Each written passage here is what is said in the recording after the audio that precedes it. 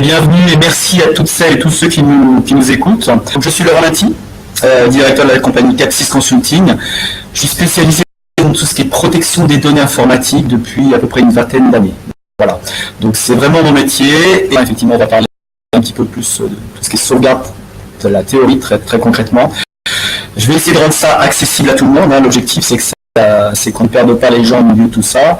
La sauvegarde est un sujet qui est assez complexe, plus complexe qu'on pourrait le penser. Donc je vais essayer un petit peu de vulgariser les choses. Encore une fois, je m'adresserai à vous différemment de ce que je fais à l'habitude avec les professionnels. Voilà. Donc, qu'est-ce que la sauvegarde d'après vous? Il y a beaucoup de choses effectivement qui circulent sur Internet. On a beaucoup de choses qui sont erronées. Donc la sauvegarde, c'est pas simplement de copier un fichier. Ça, c'est vraiment très très important. Il faut comprendre que la sauvegarde n'est pas une simple copie de fichier. Copier un fichier n'est pas suffisant. Qu'est-ce qui va caractériser une sauvegarde? Eh bien, il y a trois choses bien particulières qui vont caractériser la sauvegarde. La sauvegarde, c'est trois opérations. La première opération, c'est de collecter l'information. On va collecter la donnée sur le disque dur de votre ordinateur. Ça, c'est la première étape. La deuxième étape, on va l'acheminer sur un support de stockage. Et surtout, ce qui est très très important, c'est que l'on va mémoriser. C'est-à-dire que la sauvegarde va mémoriser ce que vous avez fait. Elle va mémoriser l'ensemble des fichiers que vous avez sauvegardés. Et c'est ça qui va faire la différence entre une simple copie, où vous serez obligé de vous souvenir très concrètement de ce que vous avez copié, à quel emplacement, à quelle date. Et ça, c'est très très compliqué. Donc si vous avez quelques fichiers, forcément, ça fait un petit peu de mémoire. Par contre, si vous avez 10, 20 ou 30 000 fichiers, comme c'est le cas très, très habituellement, on va dire, ça devient totalement impossible au moins d'avoir une mémoire totalement démesurée. Donc retenez bien qu'une sauvegarde nécessite une mémorisation de l'action. Ça veut dire il faut une solution, il faut un logiciel qui va le faire à votre place. L'autre point également très important qui différencie une copie d'une sauvegarde, c'est que c'est quelque chose qui doit être fait de manière automatique. Automatique, pourquoi? Parce que ça va vous garantir que vos données sont sauvegardées en toutes circonstances et à tout instant. Donc il y a certaines solutions qui vous proposent de planifier la sauvegarde une fois par semaine, une fois par jour, une fois par mois. Bref, généralement c'est tous les jours. Il y a d'autres solutions également qui vous permettent de vous protéger en continu, qui sont également très intéressantes et qui vont s'affranchir de ces problèmes. Donc la sauvegarde nécessite un système automatique. On insistera un petit peu là-dessus tout à l'heure, bien évidemment. Voilà. Alors, pourquoi sauvegarder ces données? Eh bien, pourquoi sauvegarder ces données? Actuellement, il y a des risques qui sont très importants. Comme j'aime à le dire, la donnée, c'est le pétrole du 21e siècle. Il y a beaucoup de compagnies, notamment les GAFA. Les GAFA ont bien compris que la donnée, c'était du pétrole, c'était de l'argent. Et ils en font un usage qui est extrêmement intéressant pour eux et pas forcément pour l'utilisateur. Donc la donnée, ça a de la valeur. C'est pour ça qu'il faut vraiment la sauvegarder. La donnée d'entreprise, c'est l'essence de votre entreprise, c'est votre ADN, c'est votre travail, c'est tout ce que vous avez fait. Et tout peut être perdu en un instant simplement parce que vous avez des risques au quotidien qui exposent vos données. Il y a trois grandes catégories de risques dans notre métier. Les premiers risques qu'on identifie, c'est ce qu'on appelle les risques humains. Les risques humains, c'est le vol, c'est la perte tout simple du fichier parce qu'on l'efface. Ça peut être également un virus, un cryptovirus. On parlera tout spécialement des ransomware qui sont vraiment une menace très très importante, je dis bien très importante pour les données à l'heure actuelle. Les chiffres sont assez alarmants et 2018 nous prouvera, j'en suis sûr, que ça ne va pas s'arrêter là. Parce que les hackers ont bien compris que les données ont de la valeur et ils ont trouvé un bon moyen de monétiser entre guillemets leurs actions. Donc ça, c'est très très important également. Donc la première catégorie, retenez les risques humains qui arrivent généralement au quotidien. Et croyez-moi, ça arrive très très souvent et qu'aux autres. Le deuxième risque, c'est le risque physique. Vous avez tous eu un crash disk, j'imagine. Avec votre ordinateur parce que le disque dur ne voulait plus démarrer, ne voulait plus fonctionner. Eh bien, le crash disk, c'est ce qu'on appelle un risque physique ou un risque matériel. L'autre risque matériel, c'est tout ce qui a trait à la perte d'un composant sur l'ordinateur. Très généralement, c'est le disque dur qui va nous intéresser et c'est ce qui va faire que ça va détruire la totalité de nos données si on n'a pas pris soin de les sauvegarder correctement. Donc ça, c'est extrêmement important. Le troisième risque que l'on peut identifier dans le domaine, c'est ce qu'on appelle les risques naturels. Les risques naturels, c'est les inondations, c'est les incendies. Nous, ici à Maurice, on est un pays assujetti au cyclone, donc c'est également un risque naturel qui peut totalement totalement détruire l'infrastructure, votre maison, votre appartement, peu importe, parce que je m'adresse aux petites structures, et la totalité des effets qui sont à l'intérieur. On a effectivement l'année dernière, je crois en France, quelques exemples d'inondations qui ont eu lieu, et on a des gens qui ont tout perdu. On entendait à la radio des gens qui disaient, bien oui, j'ai perdu tout mon PC est totalement sous l'eau, mon entreprise, ma petite entreprise entre guillemets, ne peut plus fonctionner parce que je n'ai plus de PC. Et l'autre problème qu'il avait, c'est qu'il fallait avoir des assurances, et le problème c'est que ces papiers d'assurance étaient également sous l'eau. Donc très difficile également de faire jouer l'assurance également dans ce genre de cas quand on n'a pas les preuves d'achat du matériel. Donc les risques naturels, ça arrive. Il y a effectivement des lieux géographiques qui sont plus propices à d'autres, hein, bien évidemment. On ne va pas parler de cyclones en France, mais on peut avoir effectivement des tornades ou des tempêtes qui peuvent mettre à mal les infrastructures. Donc ça, c'est le troisième risque qui va exposer vos données. Donc je récapitule, excusez-moi. Donc le premier risque est le risque humain, qui est très très majoritairement celui qu'on rencontre, la perte de fichiers. On efface, on supprime, on écrase une ancienne version. Le deuxième risque, c'est le risque matériel. Donc là, vous perdez votre disque dur, et là, c'est dommage si vous n'avez pas sauvegardé vos données, bien évidemment. Et le troisième risque, c'est le risque naturel, qui est parfois inexistant dans certaines parties du globe, mais qui peut préoccuper bien d'autres pays, notamment je pense également à nos amis de la Réunion qui nous regardent aujourd'hui. Voilà, coucou la Réunion. Alors, le troisième aspect, c'est qu'une fois qu'on a identifié ces risques, eh bien, il y a des conséquences. Qu'est-ce qui se passe quand vous allez perdre vos données? Qu'est-ce qui se passe? Dites-moi. Imaginez un petit peu, vous relevez un matin, votre ordinateur ne démarre pas, comment va démarrer votre journée? Assez mal, hein, j'imagine. Hein. Même après le café, ça ne va pas s'arranger pour autant. Donc là, si vous n'avez pas sauvegardé vos données, vous allez penser à quoi?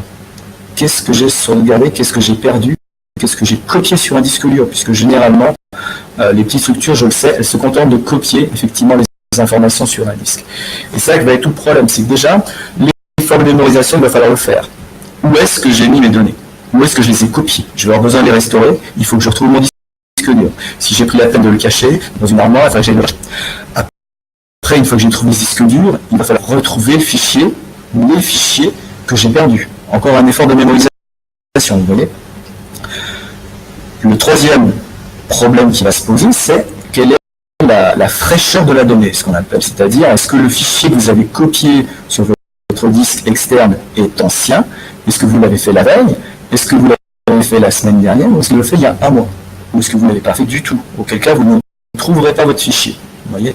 Donc ça, c'est très très important de se mettre en situation et de se dire qu'est-ce qui va se passer si jamais effectivement je perds demain mon PC? Comment est-ce que je peux travailler tout simplement si je n'ai pas accès à mes données? Et bien, essayez de faire le test une journée. Vous démarrez votre journée sans utiliser votre ordinateur et vous voyez si effectivement vous êtes pénalisé ou pas. Et la manière dont ça vous handicape. Donc ça peut avoir effectivement des conséquences qui sont très très dommageables, notamment d'un point de vue financier. Je pense à tous les entrepreneurs, par exemple, qui travaillent sur des projets. Vous avez un client qui vous a programmé, qui vous a commandé une prestation. Si un matin, le matin de la livraison de la prestation, vous ne pouvez pas livrer le dossier parce que vous avez perdu votre disque dur ou que vous avez des fichiers, et bien déjà il y a une perte financière, parce que vous ne pourrez pas. Vous ne pourrez pas facturer. Vous ne pouvez pas facturer votre client. Donc là, la perte financière, elle est immédiate. Et vous allez voir qu'il y a d'autres pertes, effectivement, qui vont également inclure d'autres pertes financières par la suite. Donc première chose, perte financière. Vous avez perdu de l'argent, vous avez perdu du temps aussi, parce que tout ce que vous avez fait, potentiellement, vous l'avez perdu. Si c'est un dossier sur lequel vous travaillez depuis 3 jours, eh bien vous calculez votre taux horaire et considérez que le taux horaire multiplié par 3 jours, c'est l'argent que vous avez perdu potentiellement. On va faire un calcul basique, encore une fois. Et c'est suffisant. Vous allez voir qu'il y a d'autres problèmes. Le deuxième souci, c'est la perte d'image. Il va falloir contacter votre client, lui expliquer que vous avez perdu ces informations, que vous ne pouvez pas lui livrer le document qui lui a été commandé. Donc effectivement, la perte d'image va être immédiate. Vous allez perdre en crédibilité vis-à-vis de votre client. Et il y a certains clients qui tout simplement ne retravailleront pas avec vous. Ils ne vous le diront peut-être pas sur le coup, mais ils ne le referont pas. Le problème que je rencontre régulièrement, c'est que les gens pensent que la personne va être compréhensive. Elle va être dans la compassion. Eh bien non, pas forcément. Les gens sont parfois dans la compassion sur le coup, mais il n'empêche que le jour où ils doivent faire appel à vous pour une nouvelle prestation, eh bien ils se souviendront de ce qui s'est passé et du dossier que vous n'avez pas livré. Comme dit, on se souvient toujours des mauvaises choses, malheureusement. C'est un petit peu le souci. Et sachez également qu'une personne mécontente en parle à 10. Un client content, en revanche, va peut-être faire une promotion sur 3 personnes. Donc vous faites le calcul. Vous allez très très vite avoir un problème de réputation. Que ce soit pour vos clients, que ce soit pour vos fournisseurs. Donc la perte d'image est également importante et elle est liée à la perte de... Plus cette perte de données est importante, bien évidemment, plus les conséquences sont amplifiées. C'est ce qu'il faut comprendre.